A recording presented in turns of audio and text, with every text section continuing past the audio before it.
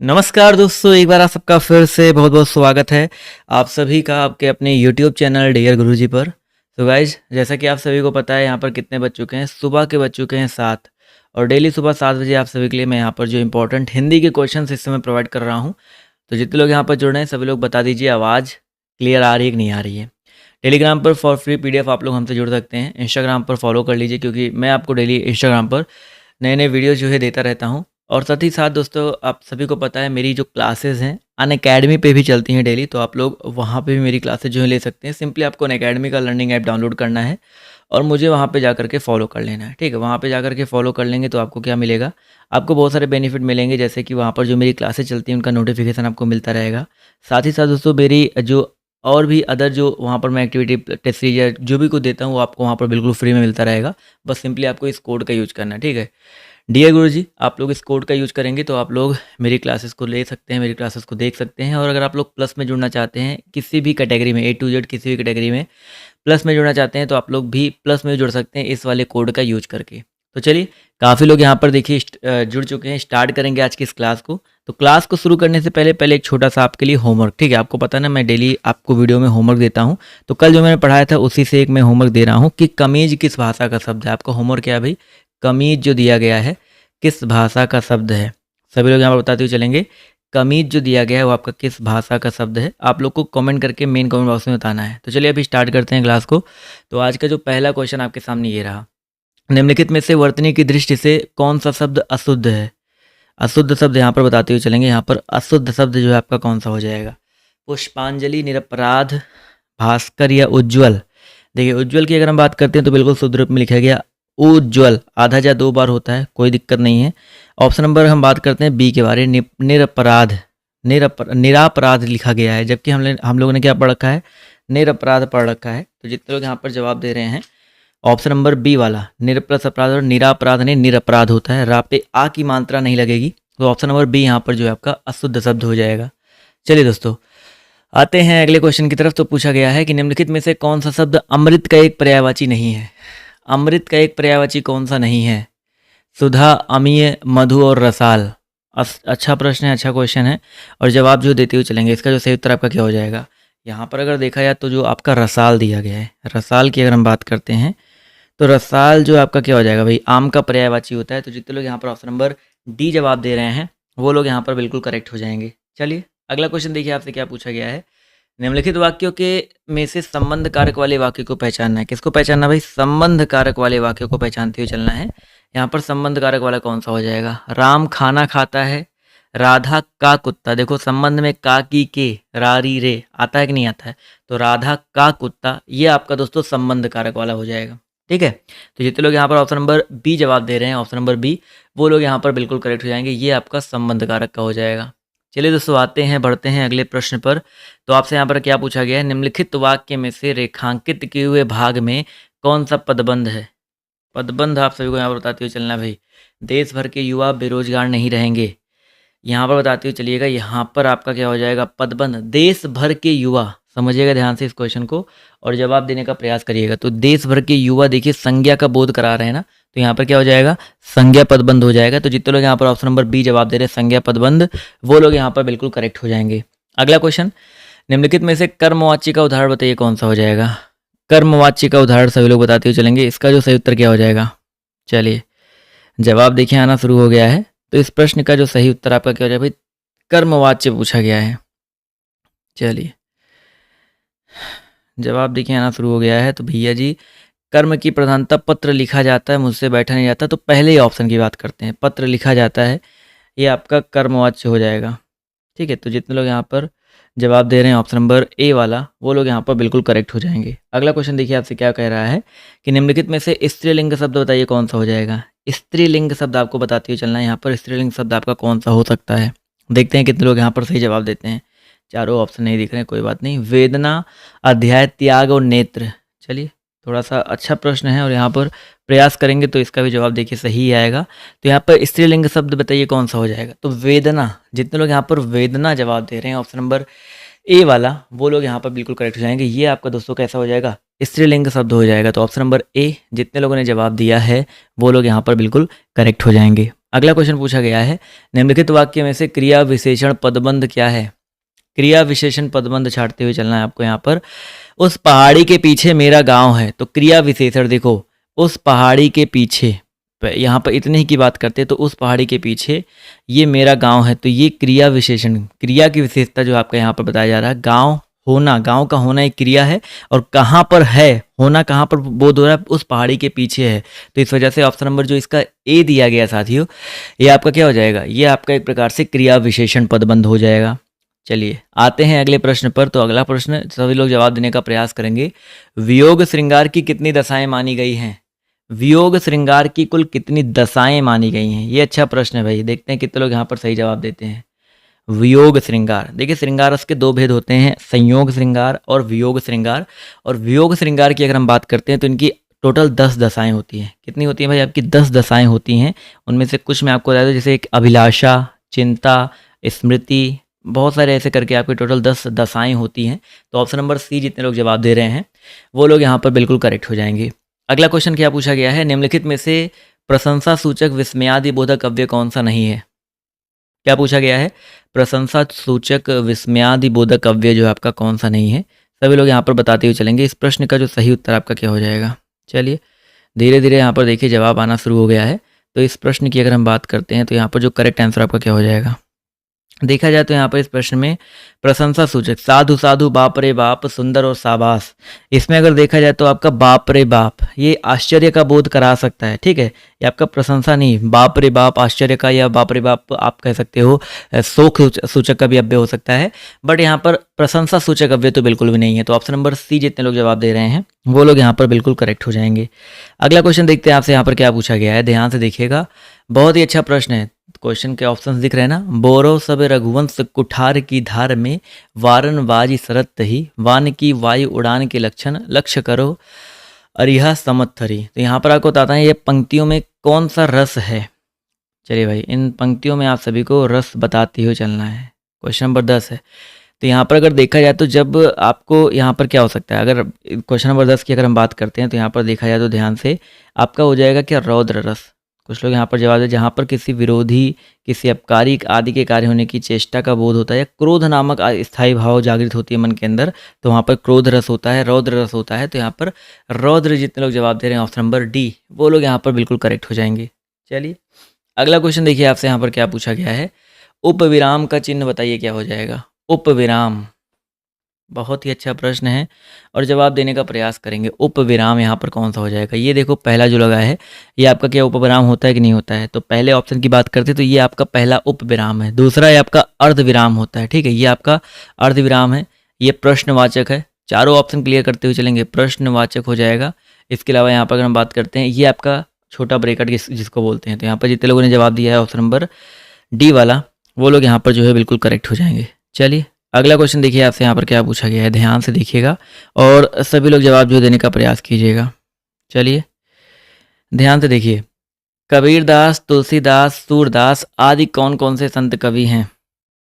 चलिए सभी लोग यहाँ पर बताते हुए चलेंगे, कबीरदास, तुलसीदास, सूरदास ये किस काल के कवि हैं? चलिए फटाफट जवाब जो देते हुए चलिएगा। इस प्रश्न का जो सही उत्तर आपका क्या हो जाएगा? जवाब देखिए यहाँ पर धीरे धीरे आना शुरू हो गया है। तो इस प्रश्न की अगर हम बात करते हैं तो इस प्रश्न का जो सही उत्तर आपका क्या हो जाएगा, 12 नंबर क्वेश्चन की अगर हम बात करते हैं तो ये सारे आपके भक्ति काल के कवि हैं, ठीक है। भक्ति काल जितने लोग जवाब दे रहे हैं ऑप्शन नंबर बी, वो लोग यहाँ पर बिल्कुल करेक्ट हो जाएंगे। अगला क्वेश्चन, अजंत के लिए सही संधि विच्छेद को चुनिए।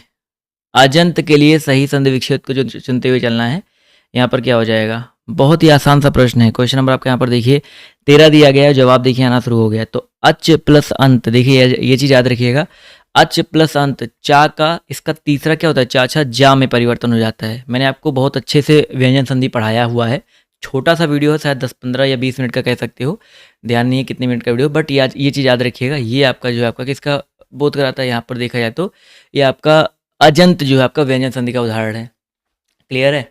अगला क्वेश्चन देखिए आपसे क्या पूछा गया है, किसका प्रयोग सदैव एक वचन में होता है? किसका प्रयोग सदैव एक वचन में होता है? नदी, साधु, प्रत्येक और घर। नदी, साधु, प्रत्येक और घर, किसका प्रयोग सदैव एक वचन में होता है? चलिए जवाब देखिए यहाँ पर धीरे-धीरे आना शुरू हो गया। तो भैया यहाँ पर अगर देखा जाए तो प्रत्येक शब्द की अगर हम बात करते हैं, तो प्रत्येक शब्द का प्रयोग जो है सदैव किसमें होता है? एक वचन में होता है। प्रति प्लस एक मिलके मतलब प्रत्येक शब्द हमेशा एक वचन में ही होता है। नदी का नदियाँ हो जाएगा, साधु का साधुएँ हो जाएँगे, घर का घर भी हो सकते हैं। मतलब बहुवचन में इसका प्रयोग किया जा सकता है अगर इसको थोड़ा-सा परिवर्तन कर दो, लेकिन प्रत्येक शब्द का प्रयोग सदैव एक वचन में होता है, ये चीज़ याद रखिएगा। निम्नलिखित में से कौन-सा शब्द क्षणिक का विलोमार्थी है? क्षणिक शब्द का विलोमार्थी बताते हुए चलना है भाई। क्षणिक शब्द का विलोमार्थी क्या हो जाएगा? जवाब सभी लोग देते हुए चलेंगे भाई। क्षणिक शब्द का विलोमार्थी क्या हो जाएगा? शाश्वत हो जाएगा। ठीक है, शाश्वत। बहुत ही अच्छा प्रश्न है। शाश्वत जितने लोग जवाब दे रहे हैं ऑप्शन नंबर बी वाला, वो लोग यहाँ पर बिल्कुल करेक्ट हो जाएंगे। चलिए दोस्तों, आते हैं, बढ़ते हैं अगले प्रश्न की तरफ। तो आपसे अगला प्रश्न क्या क्या पूछा गया है? यद्यपि वह बीमार था परंतु वह मेला गया। इनमें वाक्य त्रुटियों को सुधारते हुए चलना है। चलिए भाई, यद्यपि वह बीमार था परंतु वह मेला गया, इनमें वाक्य की त्रुटि को पहचानते हुए चलना है। देखते हैं कितने लोग यहाँ पर सही जवाब देते हैं। अच्छा प्रश्न है, अच्छा क्वेश्चन है, और जवाब जो देते हुए चलिएगा। तो यहाँ पर देखा जाए तो यहाँ पर जो त्रुटि है क्या हो सकता है? यहाँ पर त्रुटि रहित, मतलब इसको त्रुटि सुधार करके त्रुटि रहित आपको बताते हुए चलना है। तो यहाँ पर ऑप्शन नंबर सी, यद्यपि वह बीमार था, यद्यपि के साथ तथापि का प्रयोग करते हैं। ठीक है, ऑब्वियस ही बात है, यद्यपि के साथ तथापि का प्रयोग होता है। तो यहाँ पर जितने लोग तथापि वह मेला देखने गया, ये यहाँ पर जो है बिल्कुल करेक्ट हो जाएगा। ऑप्शन नंबर जितने लोग जवाब दे रहे हैं सी वाला, वो लोग यहाँ पर बिल्कुल करेक्ट हो जाएंगे। क्लियर है? चलिए अगला क्वेश्चन देखिए, आपसे यहाँ पर क्या पूछा गया है? माला फेरत जुग भया, गया ना मन का फेर, कर का मन का डारिके, मन का फेर। यहाँ पर आपको अलंकार बताते हुए चलना है। वेरी वेरी इंपॉर्टेंट क्वेश्चन है, और सभी लोग बताते हुए चलिएगा। देखिए यहाँ पर सिंपल सा मैं आपको बताता हूँ। देखिए, जो आपका ये मन का शब्द है, ये आपका यहाँ पर 3 बार आया हुआ है, और जिसके अर्थ, तीनों के अर्थ भिन्न भिन्न है। माला फेरत झुक भया, गया न मन का फेर। मन मतलब होता है चित्त का फेर जो है नहीं गया। मन का, कर का मन का डारिके, कर का मन का, यहाँ पर जो कर का मन का दिया गया है, ये आपका किसका है? माला का मोती दिया गया है। कर का मन का डारिके, और मन का, यानी कि जो मन का चित्त का, जो हृदय का जो मोती रूप विचार है, वो आपका। तो 3 अलग अलग, एक शब्द एक से अधिक बार आए, तीनों के अर्थ अलग अलग हो, तो वहाँ पर क्या होता है? यमक अलंकार होता है। ठीक है, तो जितने लोग यहाँ पर यमक जवाब दे रहे हैं, बोले तो ऑप्शन नंबर सी जितने लोग जवाब दे रहे हैं, वो लोग यहाँ पर बिल्कुल करेक्ट हो जाएंगे। चलिए साथियों, आते हैं, बढ़ते हैं अगले प्रश्न पर। तो निम्नलिखित में से कौन सा शब्द हास्य का विलोमार्थी है? हास्य का विलोमार्थी बताइए क्या हो जाएगा? शौर्य, रुदन, उपहास, या कुछ और? हास्य का विलोमार्थी बताते हुए चलना है। तो भैया जी, हास्य का विलोमार्थी आपका क्या हो जाएगा? रुदन हो जाएगा। सरल क्वेश्चन था, आसान क्वेश्चन था। तो जितने भी साथियों ने यहाँ पर रुदन जवाब दिया है, ऑप्शन नंबर सी वाला, वो लोग यहाँ पर जो है बिल्कुल करेक्ट हो जाएंगे। क्लियर है? चलिए, बहुत ही अच्छी बात है। अगला क्वेश्चन देखिए, आपसे क्या पूछा गया है? निम्नलिखित में से अनिश्चयवाचक सर्वनाम कौन सा है? अनिश्चयवाचक सर्वनाम बताइए क्या हो जाएगा? मैं, वह, जो और कोई। तो यहाँ पर अनिश्चयवाचक की अगर हम बात करते हैं, अनिश्चय जिससे कोई निश्चित ना हो। मैं तो पुरुषवाचक होता है, वह निश्चयवाचक होता है, जो संबंधवाचक होता है। लेकिन बचा क्या आपका? कोई। जो कोई शब्द दिया गया है दोस्तों, ये आपका अनिश्चयवाचक के अंतर्गत आता है। तो जितने लोग यहाँ पर ऑप्शन नंबर डी जवाब दे रहे हैं, वो लोग यहाँ पर बिल्कुल करेक्ट हो जाएंगे। ठीक है, अनिश्चयवाचक के अंतर्गत आपका कोई आ जाएगा। चलिए साथियों, आते हैं, बढ़ते हैं अगले प्रश्न पर। तो उपर्युक्त के लिए सही संधि विच्छेद बताइए क्या हो जाएगा? उपर्युक्त शब्द के लिए सही संधि विच्छेद क्या हो सकता है? उपर्युक्त, बहुत ही आसान प्रश्न है, बहुत ही अच्छा प्रश्न है। थोड़ा सा प्रयास करते हुए चलिएगा। देखिए, ई प्लस ऊ बराबर यहाँ पर यू में परिवर्तन होता है। तो यहाँ पर उपर्युक्त के लिए बताइए क्या हो जाएगा? जवाब देखिए यहाँ पर धीरे धीरे आना शुरू हो गया है। काफ़ी लोग के जवाब देखिए यहाँ पर सही आ रहे हैं। तो उपर्युक्त शब्द का संधि विच्छेद देखिए हो जाएगा ऊपरी प्लस उक्त वाला। ठीक है, ऊपरी प्लस उक्त यहाँ पर जो है करेक्ट हो जाएगा। क्लियर है यहाँ तक? चलिए बढ़ते हैं दोस्तों अगले क्वेश्चन की तरफ, अगले प्रश्न की तरफ। तो आपसे यहाँ पर देखिए क्या पूछा गया है, ध्यान से देखिएगा। पूछा गया आपसे यहाँ पर दिए गए वाक्यों में, एक मिनट रुक जाइएगा। आपसे यहाँ पर पूछा गया दिए गए वाक्यों के जिस अंश में त्रुटि हो, आप सभी को उसको इंगित करते हुए चलना है। अगर कोई त्रुटि ना हो तो ABC पर आप लोग टिक कर सकते हैं। अगर कोई त्रुटि हो तो आप लोग, कोई त्रुटि ना हो तो आप D पर टिक कर सकते हो। कोई त्रुटि हो तो आप लोग ABC पर टिक कर दीजिएगा। क्या पूछा गया भाई? कृपया आप ही यह बताने की कृपा करें कि दिल्ली कब चलना है। अब देखो यहाँ पर कृपया आप ही, कृपया पहले लग गया है ना, तो यहाँ पर अगर आपका कृपया यहाँ पर लग गया है तो आप ही यह बताने की कृपा करें, तो यहाँ पर या तो ये वाला, तो ऑप्शन नंबर यहाँ पर देखा है तो बी वाला जो ऑप्शन, ये आपका गलत हो जाएगा। क्लियर है? चलिए अगला क्वेश्चन देखिए क्या पूछा गया है। दुम दबाकर भागना, इस मुहावरे का सही अर्थ बताइए क्या हो जाएगा? दुम दबाकर भागना, अच्छा प्रश्न है, सभी लोग यहाँ पर जवाब जो देने का प्रयास करेंगे। तो भाई दुम दबाकर भागना मतलब क्या होता है? बिना डर के भागना या डर कर भागना? तो भाई जो डर के भागते हैं उन्हीं को बोलते हैं दुम दबाकर भागना ना।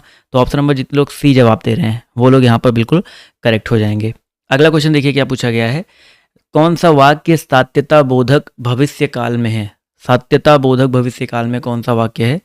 आप सभी को यहाँ पर पोल के हिसाब से बताते हुए चलना है। जवान देश की सेवा करते रहेंगे। सात्यता बोधक भविष्य काल मतलब होता है कि एक ऐसे ऑप्शन का आपको चयन करना है कि वो भविष्य काल का वाक्य हो और वो सत्यता को मतलब वो सत्य भी हो। तो जो जवान है देश की सेवा करते रहेंगे, ये सत्य को दर्शा रहा है और भविष्य काल की बात भी कर रहा है। तो ऑप्शन नंबर जितने लोग ए जवाब दे रहे हैं वो लोग यहाँ पर बिल्कुल कर। अब कृष्ण मुरली बजाएगा मैं लखनऊ जाऊँगा, यहाँ पर अभी क्लियर नहीं है कि कृष्ण मुरली बजाएगा कि नहीं बजाएगा, मैं लखनऊ जाऊँगा कि नहीं जाऊँगा, ये चीज़ें अभी आपके यहाँ पर क्लियर नहीं है।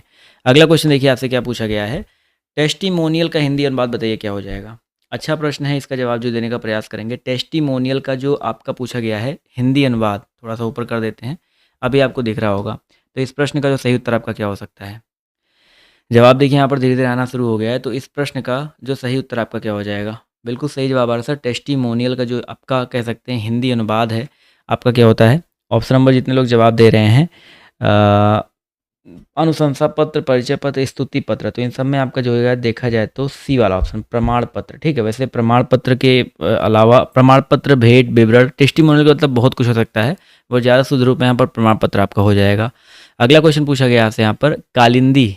चलिए इसके बारे में बताते हुए चलेंगे। कालिंदी का पर्यायवाची क्या है?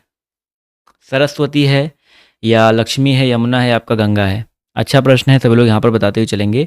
तो कालिंदी जो है दोस्तों याद रखिएगा ये जो है आपका यमुना का पर्यायवाची है। ठीक है, लक्ष्मी, सरस्वती, गंगा का पर्यायवाची मैंने आपको कई बार बता रखी है, त्रिपतगा होता है। लक्ष्मी के बारे में बता रखा है, बट यहाँ पर यमुना जो है कालिंदी का पर्यायवाची होता है, तो इसको गलत मत करिएगा। अगला क्वेश्चन देखिए आपसे क्या पूछा गया है कि बढ़ा चढ़ा कर कही गई बात के लिए एक शब्द बताइए कौन सा हो जाएगा? बढ़ा चढ़ा कर कही गई बात के लिए एक शब्द जो है आपका कौन सा हो जाएगा? तो भाई अतिशयोक्ति होता है, लेकिन शुद्ध रूप में कौन सा लिखा गया आपको ये बताना है। तो अतिशयोक्ति की अगर हम बात करते हैं तो शुद्ध रूप में देखिए ऑप्शन नंबर डी वाला लिखा गया है।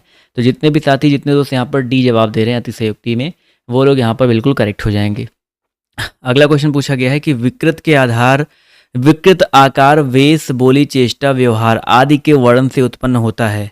ध्यान से देखिएगा भाई, विकृत आकार यानी कि कुछ उल्टा सीधा आकार हो, अड़भंगा सा आकार हो, कुछ उसका जो वेशभूषा हो थोड़ी अजीब सी हो, बोली अजीब सी हो, व्यवहार अजीब सा होता है, इससे क्या होता है? हास्य रस का बोध होता है। किस रस का बोध होता है भाई? हास्य रस का बोध होता है। तो जितने लोग यहाँ पर ऑप्शन नंबर ए जवाब दे रहे हैं वो लोग यहाँ पर बिल्कुल करेक्ट हो जाएंगे। क्लियर है? अगला क्वेश्चन देखिए आपसे यहाँ पर क्या पूछा गया है। निम्नलिखित में से विशेषण शब्द बताइए क्या हो जाएगा? इन चारों में आप सभी को विशेषण छापते हुए चलना है। लंबाई, बुढ़ापा, समझ और शांत। तो जैसे मैंने आपसे सिंपली आपसे क्या पूछा, हमने बोला कि वो बहुत शांत स्वभाव का है। ठीक है, अगर लंबा लिखा होता तो आपका विशेषण हो जाता, लेकिन शांत की अगर हम बात करते हैं तो उसके स्वभाव की विशेषता बताई जाए वो शांत स्वभाव का है। तो यहाँ पर जो दिया गया आपका ऑप्शन नंबर डी वाला शांत, ये आपका एक प्रकार से गुणवाचक विशेषण होता है। तो यहाँ पर जितने लोगों ने ऑप्शन नंबर डी जवाब दिया है वो लोग यहाँ पर बिल्कुल करेक्ट हो जाएंगे। अगला क्वेश्चन देखिए आपसे क्या पूछा गया है कि किस छंद के प्रत्येक चरण में 28 मात्राएं होती हैं और 14-14 या 16-12, देखो 16-12 मैंने आपको पढ़ा रखा है, 16-12 मात्राओं पर यति बताइए किस में होता है? 28 मात्राएं किस में होती है पहले ये याद रखो भाई। 28 मात्राएं और 16 और 12 पे यति आपका किस में होता है? हरि गीतिका में होता है। किस में होता है? हरि गीतिका में होता है। तो ऑप्शन नंबर जितने लोगों ने सी जवाब दिया है वो लोग यहाँ पर बिल्कुल करेक्ट हो जाएंगे। अगला क्वेश्चन देखिए आपसे क्या पूछा गया है। निस उपसर्ग से बना शब्द बताइए कौन सा हो जाएगा? निस उपसर्ग से बना शब्द निम्नलिखित में से कौन सा है? पापी, पापी में निस कहीं दिख नहीं रहा है, निष्पाप और निशा में दिख रहा है, बट निशा शब्द आपका एक मूल शब्द है, तो निशा शब्द में तो नहीं लगा है, बचा गया आपका निष्पाप। तो यहाँ पर जितने लोग ऑप्शन नंबर बी जवाब दे रहे हैं इसमें लगा हुआ है, तो ऑप्शन नंबर बी यहाँ पर दोस्तों बिल्कुल करेक्ट हो जाएगा। क्लियर है? चलिए अगला क्वेश्चन देखिए आपसे क्या पूछा गया है। सर्प के लिए सही पर्यायवाची वाले शब्दों की पंक्ति को चुनते हुए चलना है। किसके लिए भाई? सर्प के लिए सही पर्यायवाची वाले शब्दों की पंक्ति को चुनते हुए चलिए। व्याल, भुजंग, उरग, व्याल, या आपका यहाँ पर कुछ और हो सकता है। चलिए इस प्रश्न का जवाब जो देते हुए चलेंगे। 31 का जो सही उत्तर आपका क्या हो जाएगा? जवाब देखिए यहाँ पर आना शुरू हो गया भाई। सर्प के लिए यहाँ पर शुद्ध आंसर क्या हो सकता है? यहाँ पर देखिए व्याल, व्याल दिया गया है, भुजंग दिया गया है, उरग दिया गया है। तो यहाँ पर ऑप्शन नंबर जो इसका बी वाला दिया गया है ये यहाँ पर जो है बिल्कुल करेक्ट हो जाएगा। क्लियर है? चलिए बहुत अच्छी बात है। ऑप्शन नंबर बी जितने लोगों ने जवाब दिया है वो लोग यहाँ पर बिल्कुल करेक्ट हो जाएंगे। अगला क्वेश्चन देखिए आपसे यहाँ पर क्या पूछा गया है, ध्यान से देखिएगा और सभी लोग जवाब देने का प्रयास कीजिएगा। हिंदी भाषा में निम्नलिखित में से कौन सा शब्द फ्रेंच भाषा से लिया गया है? हिंदी भाषा में कौन सा शब्द जो आपका फ्रेंच भाषा से लिया गया है, आपको ये बताते हुए चलना है। बहुत ही अच्छा प्रश्न है, क्वेश्चन भी बढ़िया है, तो सभी लोग यहाँ पर प्रयास करते हुए चलेंगे। फ्रेंच भाषा से कौन सा लिया गया है? तो दोस्तों यहाँ पर याद रखिएगा 32 नंबर क्वेश्चन में आपका यहाँ पर गार्ड, कारतूस, सूटकेस, अलमारी। तो यहाँ पर दोस्तों आपका करेक्ट आंसर क्या हो जाएगा? आपका जो कारतूस दिया गया है, कारतूस शब्द जो आपका फ्रेंच से लिया गया है। और 4 ऑप्शन डिस्कस कर लेते हैं। पुर्तगाली शब्द आपके अलमारी पुर्तगाली है, सूटकेस भी आपका पुर्तगाली है, और आपका यहाँ पर गार्ड जो शब्द दिया गया ये भी आपका सूटकेस तो आपका अंग्रेजी का शब्द है, अलमारी जो है आपका पुर्तगाली का है। गार्ड की अगर हम बात करते हैं तो गार्ड जो है GAURD ये भी आपका जो है अंग्रेजी का ही है। तो गार्ड और सूटकेस अंग्रेजी के हैं, अलमारी जो है आपका पुर्तगाली हो जाएगा। क्लियर है?